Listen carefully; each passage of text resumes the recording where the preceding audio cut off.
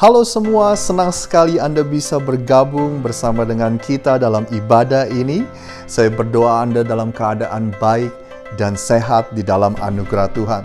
Sebentar kita akan menaikkan puji-pujian dan penyembahan kita untuk Tuhan. Saya berdoa supaya dimanapun Anda berada, terutama Anda yang ada di rumah, Anda ikut berpartisipasi dalam memuji dan menyembah Tuhan. Sebab kami percaya ada kuasa di dalam pujian dan penyembahan kita. Selamat beribadah untuk Anda semua. Tuhan Yesus memberkati.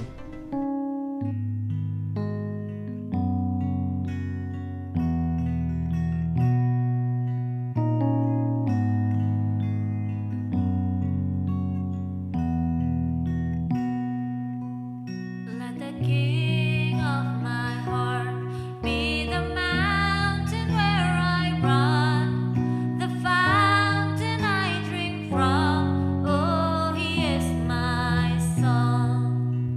Let the King of my heart be the shadow where I hide, the ransom for my life. Oh, He is my song. You are good, good.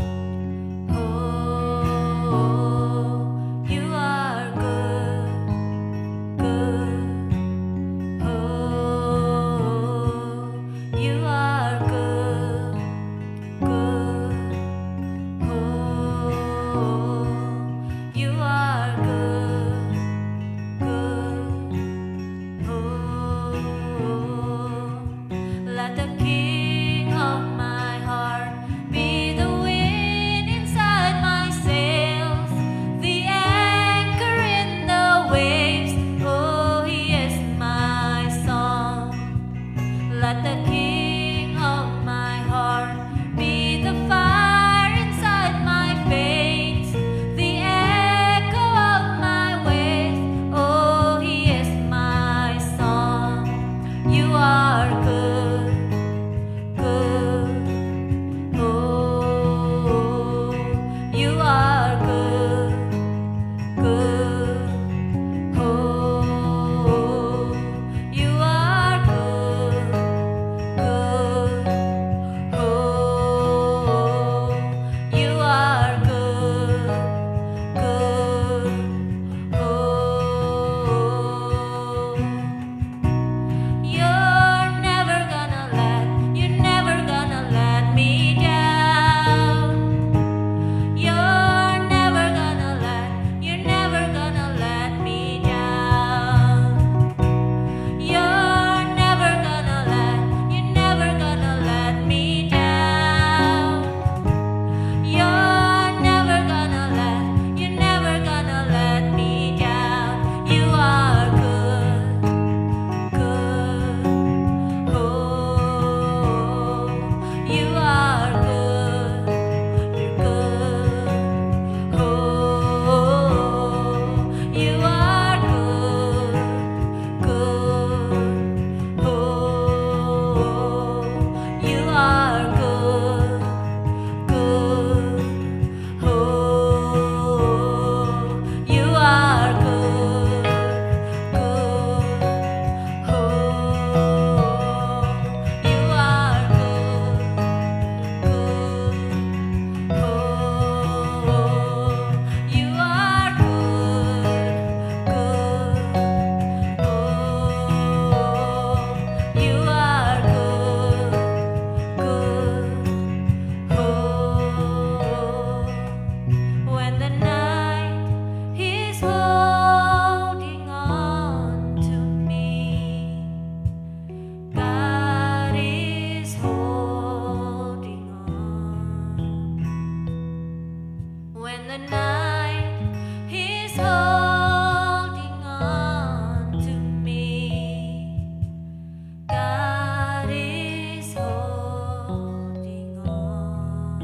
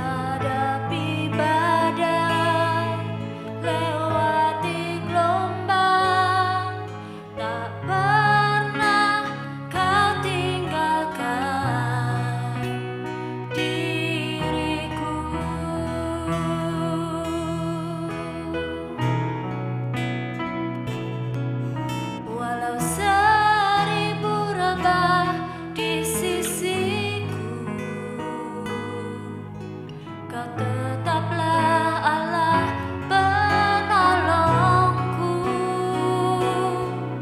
Walau 10.000 rebah di kananku, takkan ku goyah, sebab Yesus sertaku.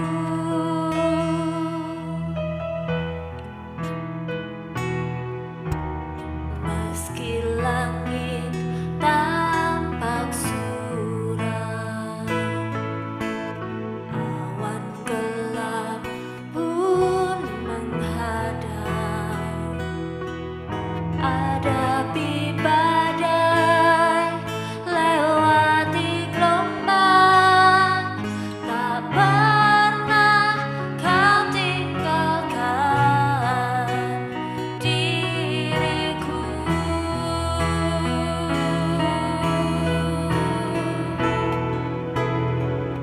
Walau 1000 rebah di sisiku, Kau tetaplah Allah penolongku.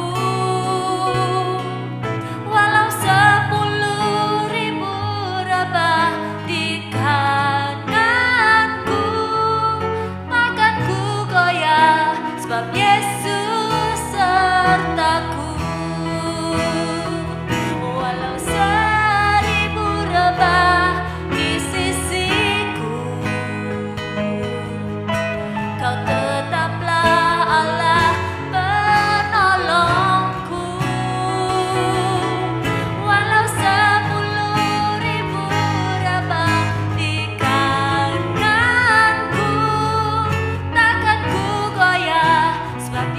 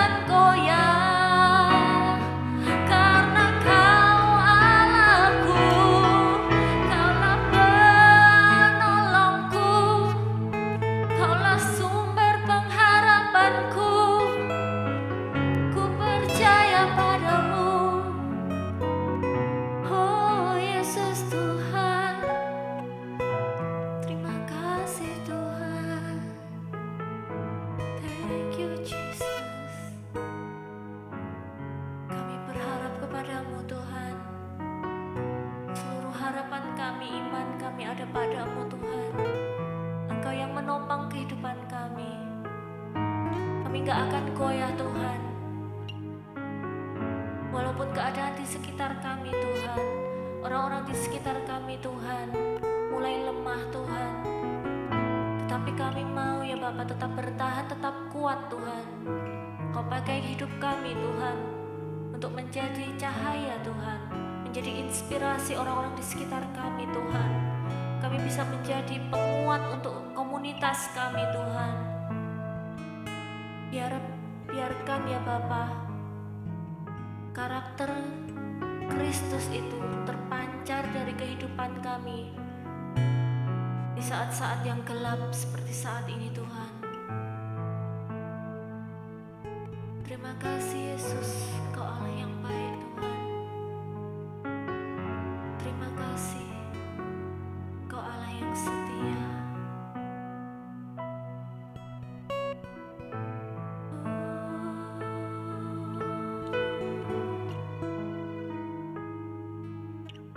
Thank you Jesus.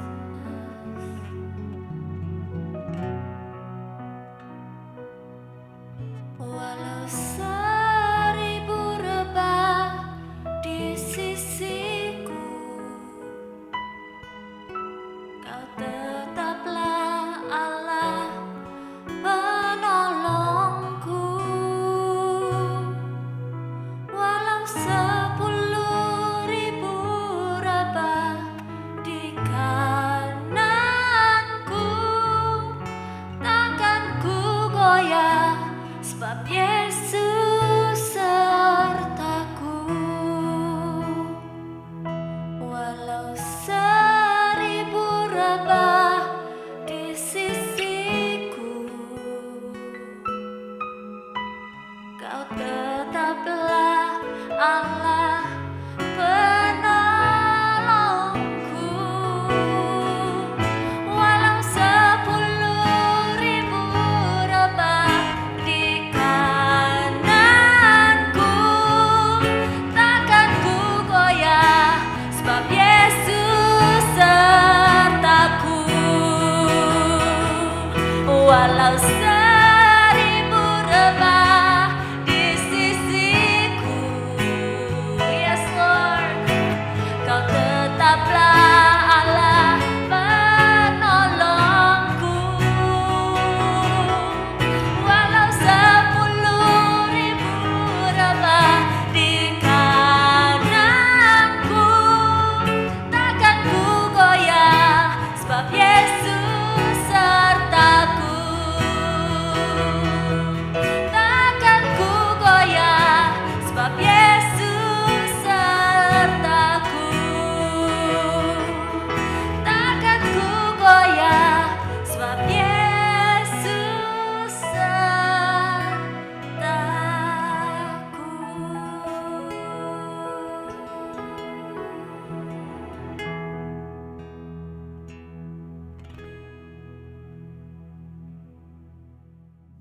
Shalom semua jemaat yang diberkati Tuhan. Terima kasih sudah memuji dan menyembah Tuhan bersama-sama dengan kami dan mengikuti ibadah online minggu ini. Sebentar kita akan mendengarkan firman Tuhan yang dibagikan oleh Pendeta Sami Rosid yang merupakan gembala dari Gereja Rock Philadelphia. Saya percaya melalui pesannya kita akan diberikan kekuatan dan damai sejahtera di tengah-tengah situasi yang sulit ini.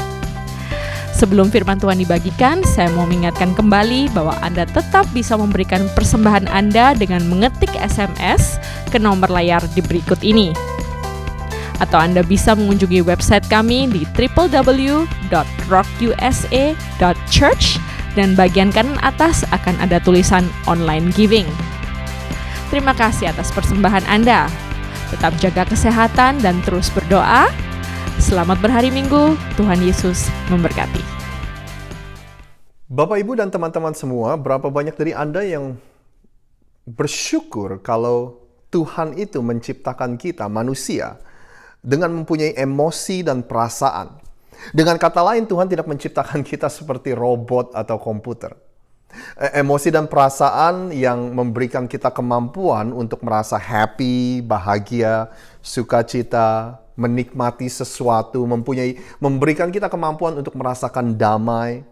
Dan bukan itu saja, saudara, yang luar biasanya lagi, kita mempunyai kemampuan untuk mengekspresikan emosi dan perasaan kita itu kepada orang lain. Seperti mengungkapkan rasa sayang, mengungkapkan rasa cinta kita kepada orang lain, berbagi kebaikan dan kebahagiaan dengan orang lain. Emosi dan perasaan yang kita punya adalah hadiah dan anugerah dari Tuhan. Tapi di saat yang bersamaan, perasaan seperti ketakutan, rasa cemas dan khawatir, marah, kesedihan, iri hati, itu semua juga adalah bagian dari emosi dan perasaan manusia. Jadi sebenarnya masalah terbesar bukanlah soal emosi dan perasaan itu sendiri, tetapi adalah ketidakmampuan kita untuk mengendalikan emosi dan perasaan kita. Kita hidup dikendalikan oleh emosi dan perasaan yang seharusnya kita yang mengendalikan emosi dan perasaan tersebut. Baru-baru ini ada survei yang dilakukan. Ini survei yang sederhana, ini survei yang kebetulan saya lihat. Survei ini bertanya kepada orang-orang, emosi dan perasaan apa sih yang ada di dalam pikiran kebanyakan orang? Ternyata jawabannya, jawaban terbanyak, saudara, adalah bahasa Inggrisnya anxiety. Atau bahasa Indonesianya kekhawatiran atau kegelisahan. Saya ingat 2 bulan yang lalu, di mana gereja kita kedatangan pendeta tamu atau pembicara tamu, namanya Tirsa. Tirsa bekerja sebagai seorang terapis, sebagai seorang yang memberikan konseling kepada keluarga. Dia menjelaskan hal yang sederhana.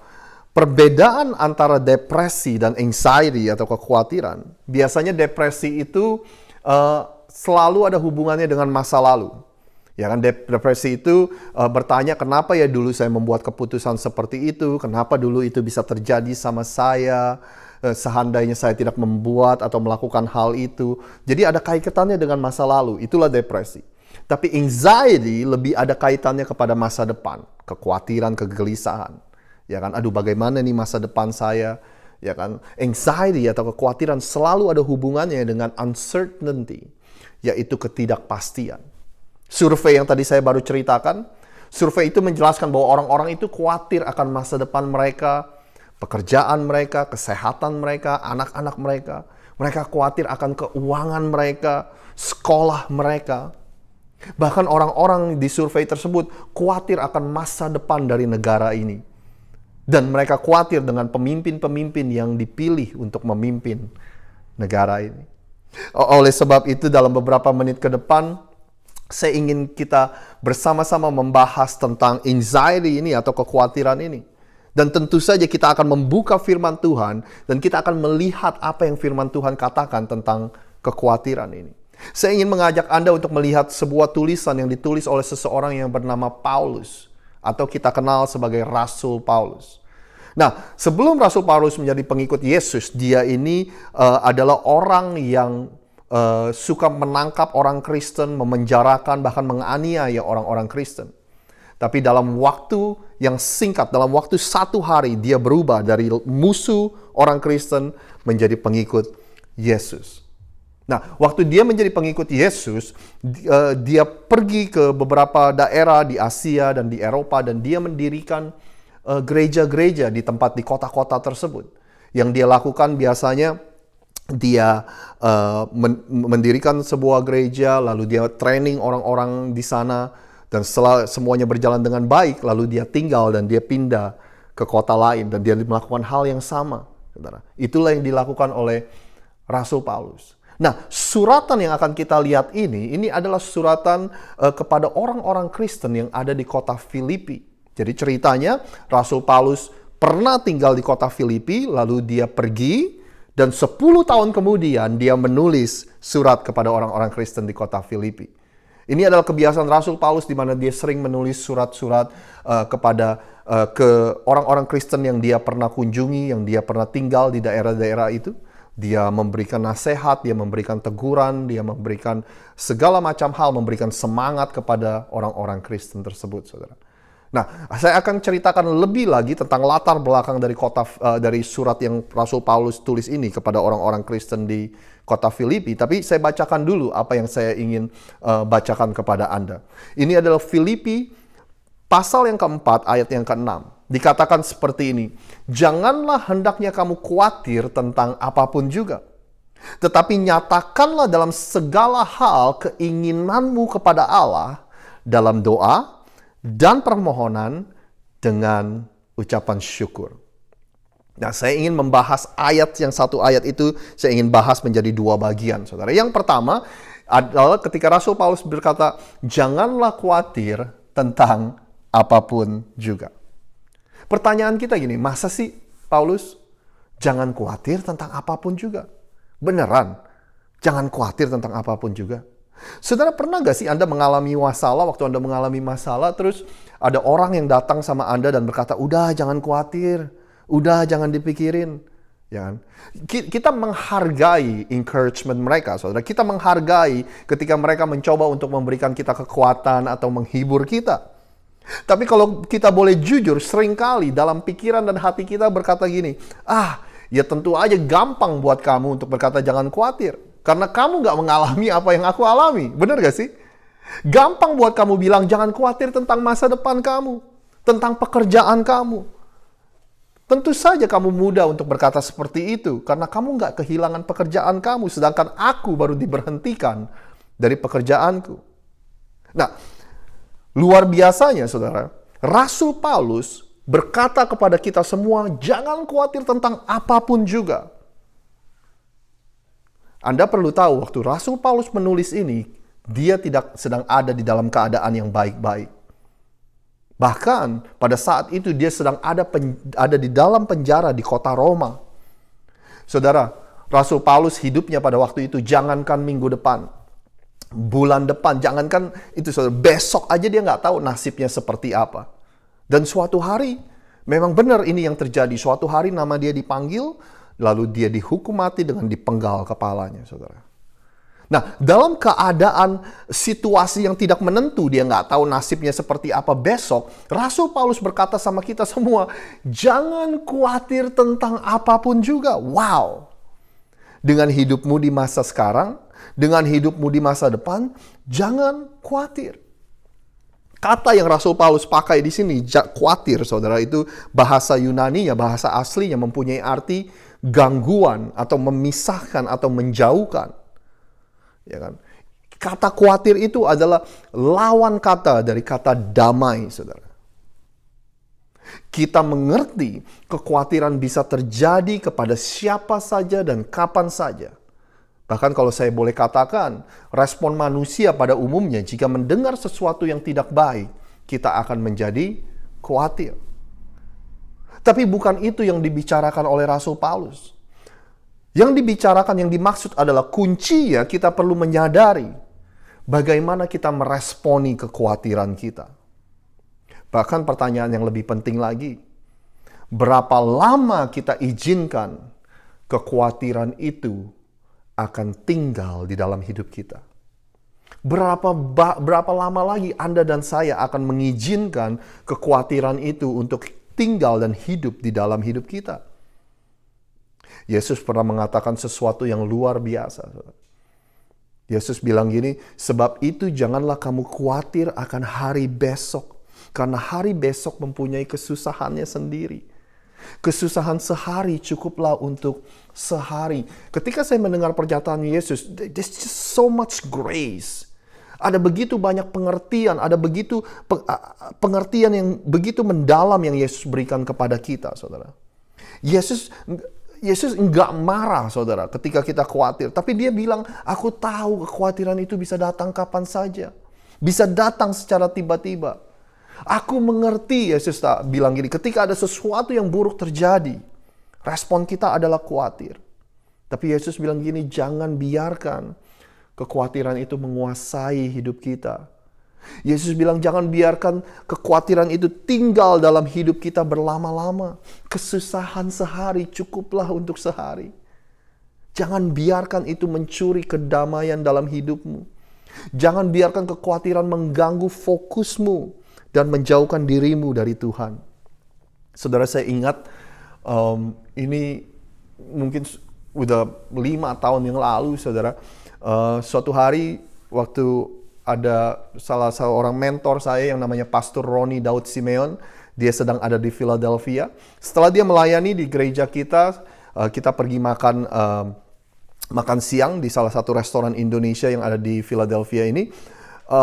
Waktu itu, karena ini 5 tahun yang lalu, waktu itu saya dan istri saya, Nana, kita cuma punya Melody. Sebagai Nolan belum lahir, saudara. Kita lagi ngobrol-ngobrol, tiba-tiba Pak Roni tanya sama kita, kapan kalian mau punya anak lagi? Ya kan? Nah, habis dia tanya seperti itu, saya mulai menjelaskannya panjang lebar, saudara. Saya bilang gini, iya Pak, nanti kita mau punya anak kedua, kita mau pastiin gapnya atau jaraknya adalah 4 tahun.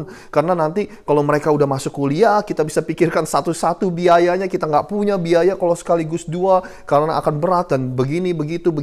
Habis saya jelaskan semua panjang lebar, saudara. Begitu saya selesai, saya ingat Pak Roni melihat saya dan berkata seperti ini, Rosid, sorry ya, kok kalau saya dengar kamu ngomong, kamu kok seperti kayak orang yang nggak percaya kalau Tuhan itu ada. Tepatnya dia bilang gini, kok kayak kamu kedengarannya kayak orang yang nggak beriman, dia bilang gitu.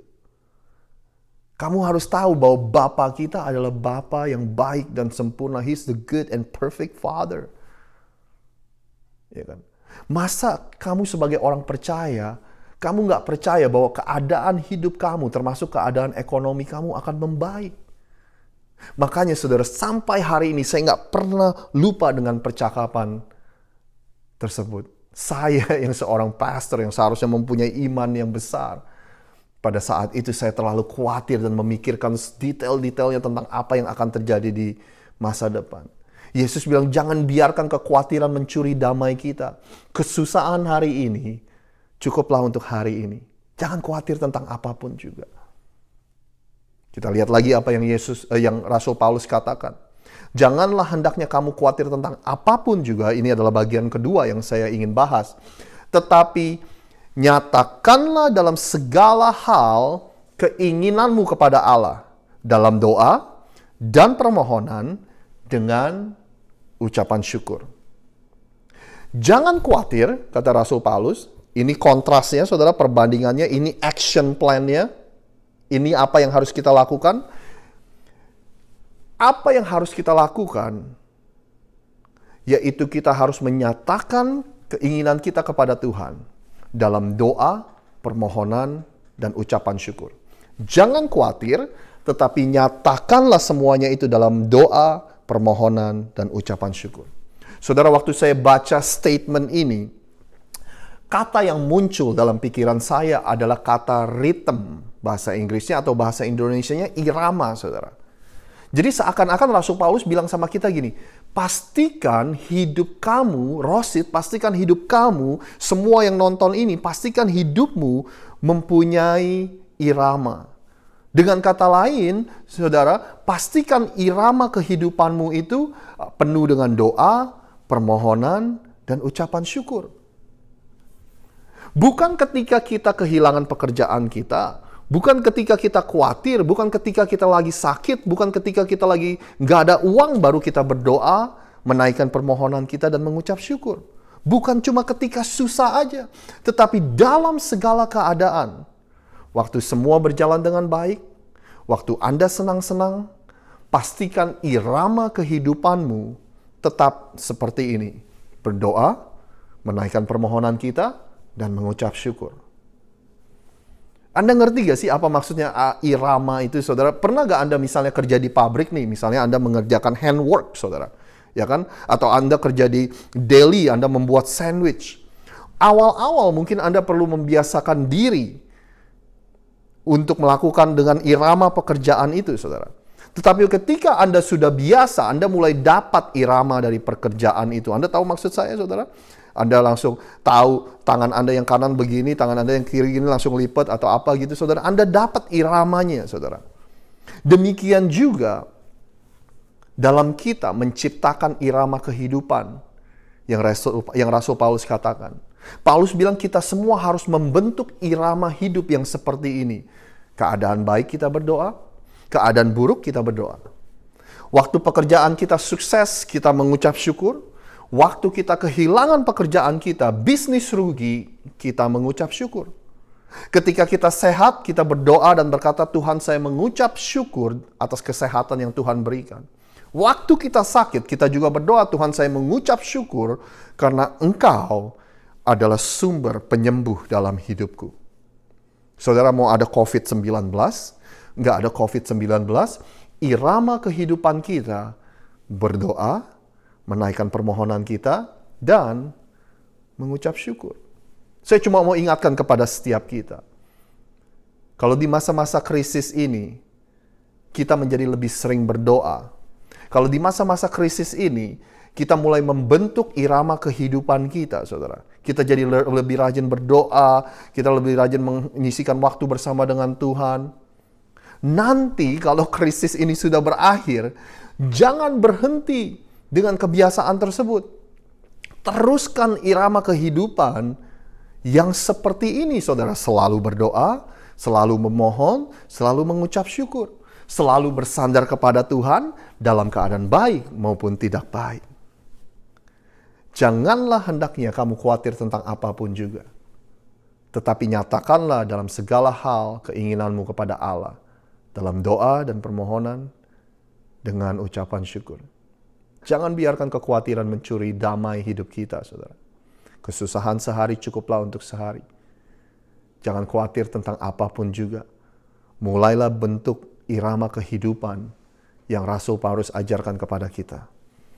Berdoa, memohon, dan mengucap syukur. Ketika Anda mempunyai irama kehidupan seperti itu, jika sesuatu terjadi dalam kehidupan Anda, maka Anda tetap melakukan apa yang seperti biasanya Anda lakukan. Anda tidak perlu mengubah rutinitas Anda, karena Anda sudah mempunyai irama kehidupan berdoa, menaikkan permohonan, dan mengucap syukur. Anda bisa catat ini baik-baik, saudara. Atau Anda bisa share di social media kalau Anda mau. Jika Anda tidak berdoa untuk segala sesuatu, maka segala sesuatu akan membawa kekhawatiran dalam hidup Anda. Jika Anda tidak berdoa untuk segala sesuatu, maka segala sesuatu akan membawa kekhawatiran dalam hidup Anda. Paulus bilang, kalau Anda dan saya tidak belajar untuk tidak khawatir akan apapun juga, maka segala hal akan mengkhawatirkan kehidupan kita.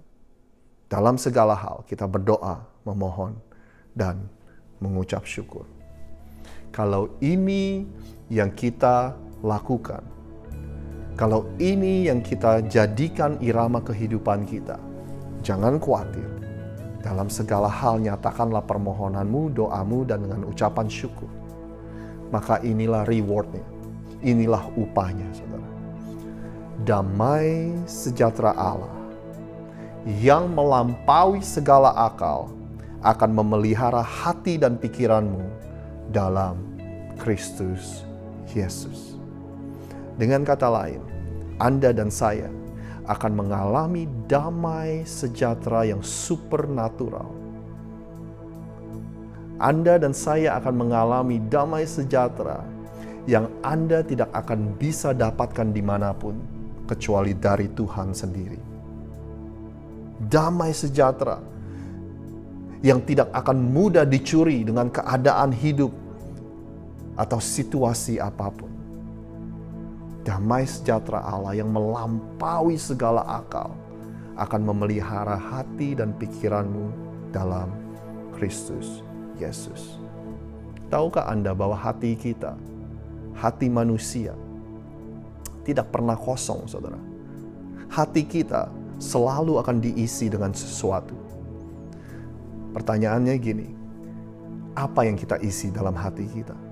Karena hati kita nggak pernah kosong. Kalau nggak diisi dengan hal-hal yang berasal dari Tuhan, hati kita akan diisi dengan hal-hal yang berasal dari dunia ini. Saudara, saya cuma mau ingatkan, hal-hal yang berasal dari dunia ini tidak bisa diandalkan. Suatu hari akan memberikan Anda kebahagiaan dan damai, di hari lain akan mencuri rasa damai Anda. Tetapi kalau hati Anda diisi dengan Tuhan itu sendiri, Tuhan itu bisa diandalkan, Tuhan itu bisa dipercaya, dan Tuhan kita bisa jadikan sumber damai dalam hidup setiap kita. Kita akan berdoa, dan kalau ada di antara Anda yang menyaksikan ini dan Anda nggak pernah menaruh iman Anda dan kepercayaan Anda kepada Tuhan yang adalah sumber damai kita. Kalau ada di antara Anda yang belum pernah mempercayakan hidup Anda kepada Tuhan, saya ingin mengajak Anda semua juga untuk berdoa. Anda boleh katakan bersama dengan saya. Tuhan, kami datang kepadamu. Tuhan, mulai saat ini aku ingin menjadikan Engkau sebagai sumber damai sejahtera dalam hidupku. Engkau adalah sumber sukacita dalam hidupku. Damai dan sukacitaku tidak lagi tergantung dari apa yang terjadi dalam kehidupan kami, dari apa yang terjadi di dunia sekeliling kami. Tetapi damai dan sejahtera kami berasal daripada Tuhan itu sendiri. Damai dan sejahtera kami itu berasal dari karya salib Kristus yang dilakukan dan yang diberikan kepada dunia ini 2000 tahun yang lalu. Karyamu menunjukkan bahwa kami berharga di matamu. Karyamu menunjukkan bahwa Engkau, Tuhan sendiri, rela mati untuk kami semua. Oleh sebab itu, kami gantungkan, kami taruh damai sejahtera kami di dalam perbuatan dan karya salib-Mu, Tuhan. Terima kasih atas hari ini. Ajari kami dan berikan kami kekhawatiran untuk tidak khawatir akan apapun juga. Biarlah kesusahan sehari kami akan lakukan untuk sehari. Biarlah kami tidak khawatir akan hari esok. Dan Tuhan, bantu kami untuk menciptakan irama kehidupan. Dalam keadaan apapun, baik atau buruk, kami akan selalu berdoa. Kami akan selalu menaikkan permohonan doa kami kepada Engkau dengan segala ucapan syukur. Terima kasih Tuhan atas firman-Mu hari ini. Di dalam nama Tuhan Yesus, berkat-Mu melimpah atas setiap kami. Semua sama-sama kita katakan, amin, amin. Terima kasih sudah menyaksikan ini bersama-sama dengan saya, saudara. Stay healthy and stay well. I love you and God bless you all.